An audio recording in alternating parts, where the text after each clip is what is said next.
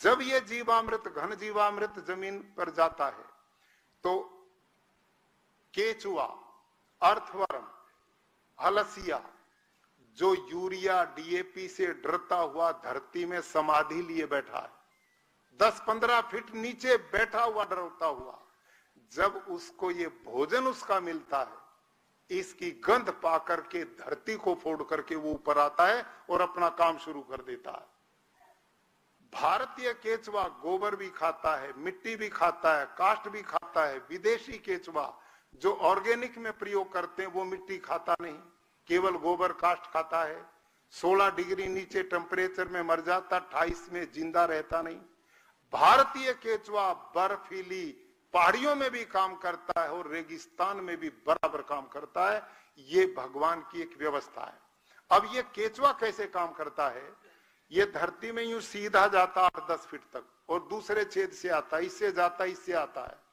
जब ये जाता तो वर्मी वो अपने पसीने से छेद को लीपते हुए जाता, जल्दी बंद नहीं होता। इस छेद से ऑक्सीजन जमीन को मिलती तो उसकी फर्टिलिटी बढ़ती है।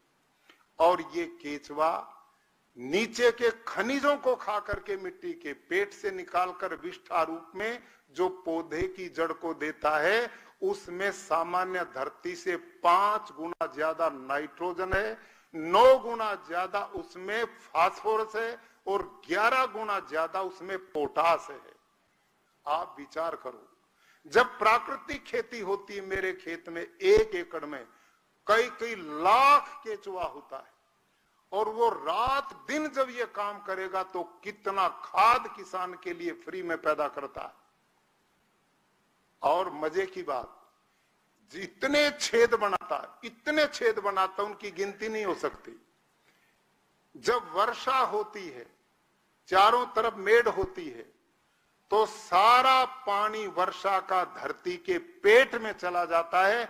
नेचुरल वाटर हार्वेस्टिंग सिस्टम होता है, जिस काम पर हम करोड़ों रुपया खर्च करते हैं, केचुआ फ्री में करता। सारी धरती पर यदि ये खेती होगी तो सारा पानी धरती में जाकर धरती का वाटर लेवल अपने आप बढ़ेगा। ये एक आश्चर्य है। इसके साथ इस पद्धति में एक दूसरा महत्वपूर्ण अंग क्या है, सभी किसान भाई समझेंगे, वो है आच्छादन, वो है मल्चिंग। वो क्या है मल्चिंग? जितना भी घास फूस खेत में होता है उसको जलाना नहीं। आज हम प्रदूषण फैला रहे हैं, दिल्ली जैसे शहरों में पराली जलाते हैं, अवशेष जलाते हैं। हम एक तिनका भी नहीं जलाते, ना जलाने की सलाह देते। मैं औरों के भी घास को अपने खेत में डलवाता हूं और उसका आच्छादन करता हूं। उसका मतलब क्या है? ये आच्छादन, फसल बो, फसल जमेगी, खाली जगह मत छोड़ो, उसमें ये घास बिछा दो। ये घास क्या काम करेगा कि आकाश में जो जलीय तत्व है उनको ये खींचता है और धरती की नमी को सूखने नहीं देता। 50% पानी की खपत कम हो जाएगी प्राकृतिक खेती में, नंबर 1।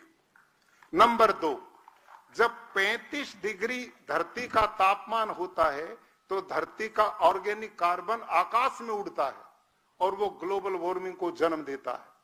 और घास से ढकते हैं तो धरती में रहता, तो धरती की फर्टिलिटी को बढ़ाता है।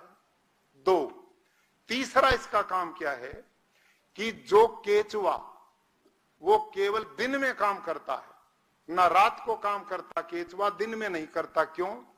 दिन में जब वो काम करते बाहर आता तो पक्षी उठा ले जाता है, उसे अपनी मृत्यु का भय, इसलिए अंदर छुपा रहता दिन में।